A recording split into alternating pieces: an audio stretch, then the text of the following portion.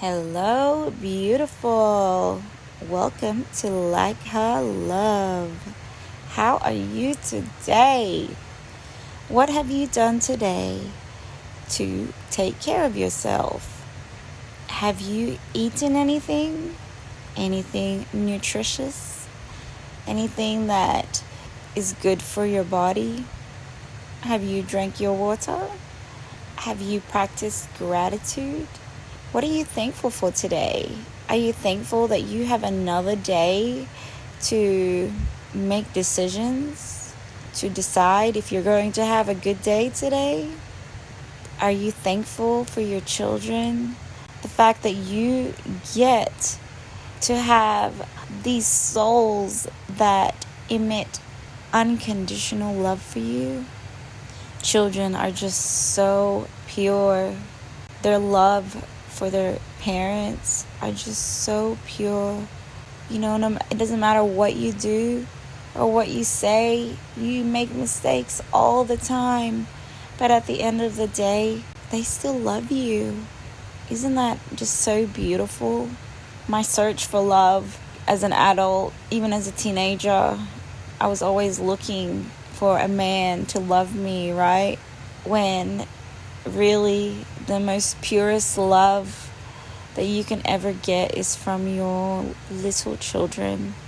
And I'm just so grateful that I have two beautiful girls that just love me so unconditionally, and I love them so unconditionally. I'm so thankful that I get to change dirty diapers, because that means I have a little baby. I'm so grateful that I get to wipe her snotty nose, because that means I have a little baby. It's all in perspective. What is it that we are grateful for today? I'm so grateful that I have legs that are working. I'm so grateful. I'm grateful that I can still do a cartwheel. Now I have to do work like stretches every day to make sure that I have mobility. I have to make sure that I have my regular exercise so I'm not physically hurting. I got to do my hip exercises so I'm not paying for it later when I'm stiff. Movement is so important for our health. What else is something that you can be grateful for today? Are you grateful that you have a roof over your head? I know I am. It was rainy all last night. I'm glad that I had somewhere to lay my head out of the rain. I really hope that you are taking care of yourself and that you are not expecting someone else to take care of you, because only you know what you need, and nobody else can make sure that you are healthy. Only you can. How's your mental health? What are you choosing today to make sure that you are mentally okay? Are you choosing healthy boundaries? Are you choosing to say no to the things that just totally strip your energy? Are you choosing a good mental state of mind? Choosing to control your thoughts instead of controlling others? Because the only person that you can control is yourself. Your perspective is everything. As a survivor of abuse, I can continue to think about all the things that happened to me and all the unfair situations and unfair treatment that I received through the years. I can continue to focus on that and just be miserable. Or I can choose to see a different perspective. Thank you, God, for the lessons. Thank you for teaching me that I am capable to be independent. I am capable to live on my own. Thank you, God, for teaching me that that person is not for me. Thank you, God, for showing me that I was wasting my time on someone that had zero respect for me. Thank you, God, for showing me that that is not the person for me. Thank you, God, for showing me that all the love I need comes from within me and comes from God himself. I think about the story of Paul and Silas, who was beaten and jailed for casting an evil spirit out of a servant girl who was predicting the future. And the servant girl's owners were so mad that they cast that spirit out of her because they were making money off of her. Anyway, Paul and Silas, they got beaten and then they got jailed. But while they were in jail, they weren't sitting there behind the bars and being miserable and cursing God and just complaining. No, they weren't doing that. They were praying, they were praising God, they were singing hymns and songs, and everybody was just listening to it. Can you imagine the mood? How they just set the vibe when they were there. All the other prisoners, they were hearing the music coming out of their mouth. The jailers, the guards, they were there listening to it also. They just totally changed the mood while they were in jail. And a miraculous thing happened. There was an earthquake that shook the foundations of the prison. And all the prison doors flew open and everyone's chains came loose. The jailer, he woke up and he saw the prison doors were open and he thought the prisoners had escaped. Can you imagine the panic? He was so scared that he was about to kill himself. But Paul shouted, "Don't do it. Hey, we're all here." And the jailer, he was just so surprised. He was, if you were the jailer, you would be shocked too. Like, literally all the doors are open and nobody escaped. Nobody. They were all still there. Now that just completely changed his life. He couldn't believe it. He asked Paul and Silas, what can he do to be saved? He was just in such awe of the power of God. He was just in such awe of everything that happened that evening. He was worried for his life. If those prisoners escaped, he could have been killed. So he was ready to kill himself. But instead, he saw a miracle. He saw a miracle that day and it changed his life. It changed his life completely, that it also changed his whole family. His whole family got saved and got baptized. Baptism is a symbolism of a changed life.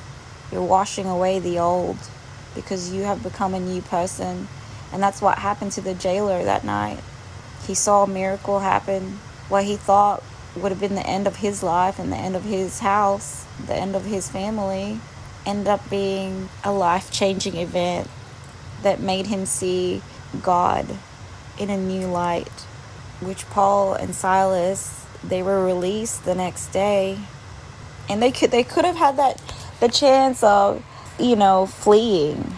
But they did the right thing. Even though they were jailed for wrong accusations, they still didn't flee. They stayed there and they changed this jailer's life. Perspective is really everything. I was in deep thought this morning, first thing in the morning, and I had written something that I would like to share with you all.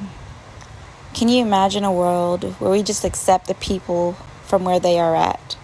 Where we stop having these expectations of how someone should be, because if we were in their situation, that's what we would do. Those expectations are the silent killers of all relationships. Instead of getting mad and disappointed constantly because your needs are not met, maybe take a pause and see where that person is at. Why are they not where you think they should be? Why do you expect them to be a certain way at a certain point in their life?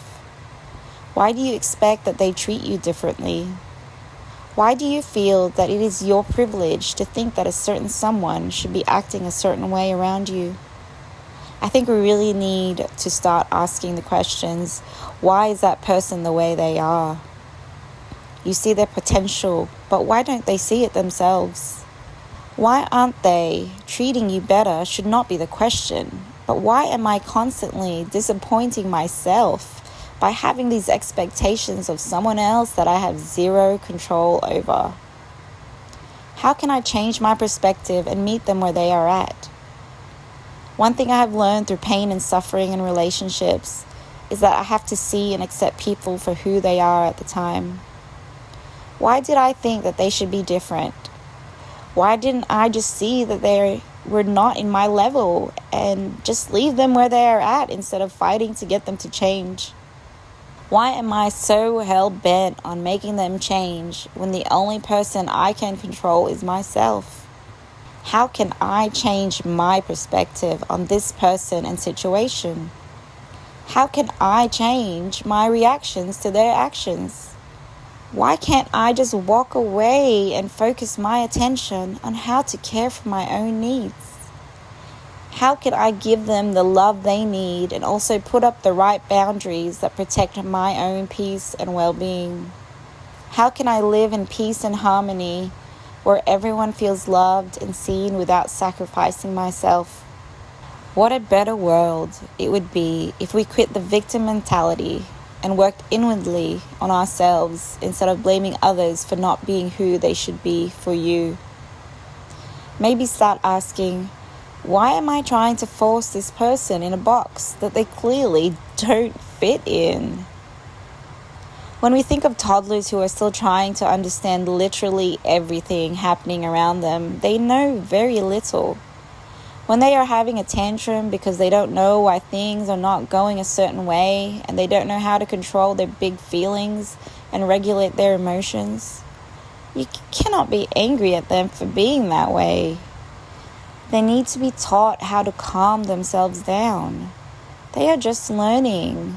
They don't know what they don't know. Unfortunately, there are still a lot of us adults who are the same way. We don't know how to control our big feelings and tend to act on them the wrong way. But if you have always been in fight or flight mode and weren't taught how to differentiate these feelings from an old trauma response to actually being in a situation of danger, then you're going to react in a way that might be unnecessary. Your body doesn't know the difference, so you need to be patient with yourself or others who are unaware and still learning. This level of understanding not only will help you with your feelings and situations, but also the person who clearly needs the compassion and help. We either can help if they are receptive, or walk away and leave them where they are at to protect your own peace. Forcing your understanding on others will not help anyone if they are clearly not ready to accept. Everyone is on their own journey of healing and growth. We can only control ourselves, so maybe we need to put all that precious time and energy on our own personal growth.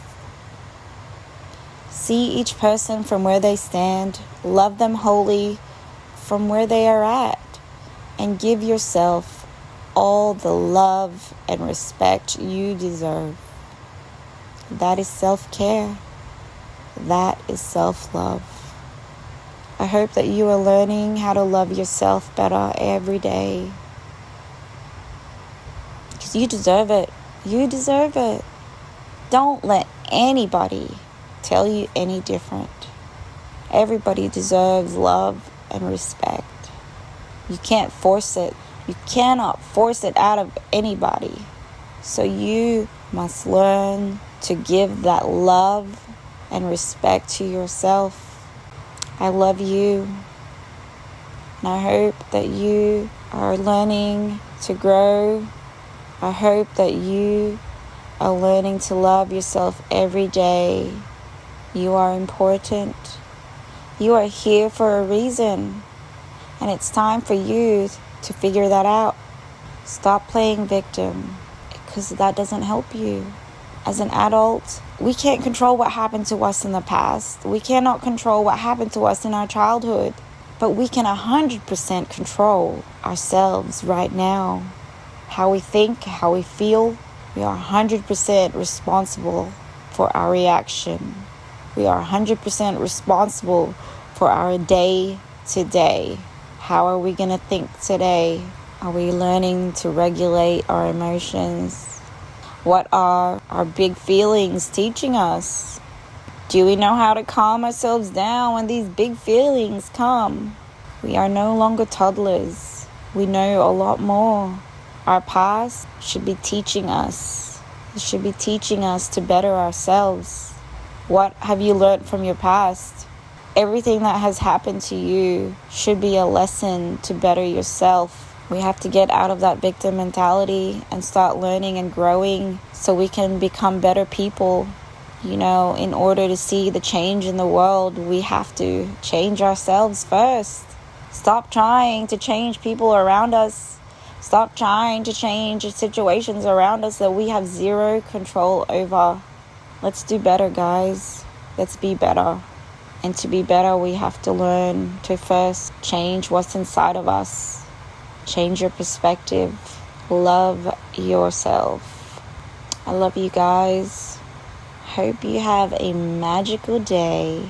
Thanks for listening. Bye.